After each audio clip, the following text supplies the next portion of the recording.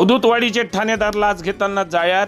उसने दिलेले पैसे परत मिळवून देण्यासाठी मागितली 3 लाखांची लाच, 1 लाख स्वीकारताना अटक. यवतमाळ शहरातील अवधूतवाडी पोलीस ठाण्याचे पोलीस निरीक्षक ठाणेदार नरेश रमेशराव रणधीर यांना 1 लाख रुपयांची लाच स्वीकारताना लाचलुचपत प्रतिबंधक विभागाने रंगेहात अटक केली. उसने दिलेले पैसे परत मिळवून देण्याच्या मोबदल्यात रणधीर यांनी लाचेची मागणी केली होती.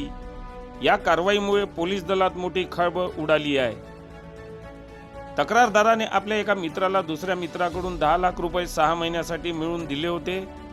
मात्र मुदत संपल्यानंतरही संबंधित मित्राने पैसे परत केले नाहीत. या प्रकरणी तक्रारदाराने 10 डिसेंबर रोजी अवधूतवाडी पोलीस ठाण्यात तक्रार दिली होती. या तक्रारीची दखल घेऊन पैसे परत मिळवून देण्याच्या मोबदल्यात पोलीस निरीक्षक नरेश रणधीर यांनी 5 लाख रुपयांच्या लाचेची मागणी केली होती. तक्रारदाराने या प्रकरणी अमरावती एसीबीकडे धाव घेऊन तक्रार नोंदविली. आज दिनांक 12 डिसेंबर रोजी करण्यात आलेल्या पडताळणीत रणधीर यांनी 3 लाख रुपये स्वीकारण्याचे मान्य केल्याचे निष्पन्न झाले.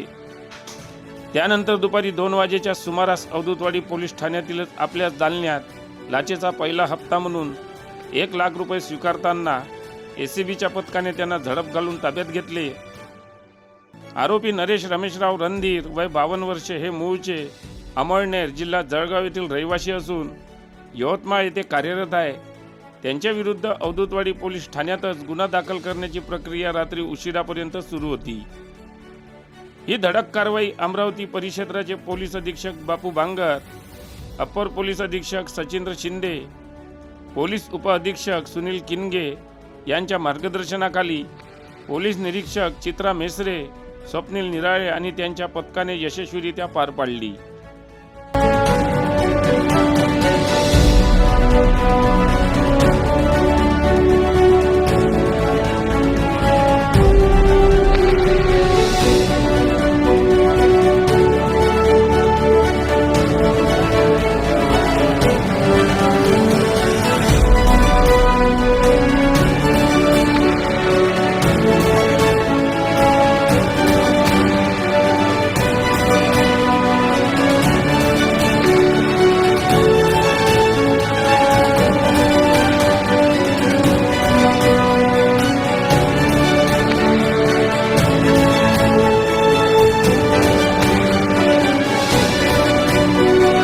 बातम्यांशी अपडेट राहण्याकरिता आजच आमच्या चॅनलला सबस्क्राईब करा आणि बेल आयकॉनवर क्लिक करा.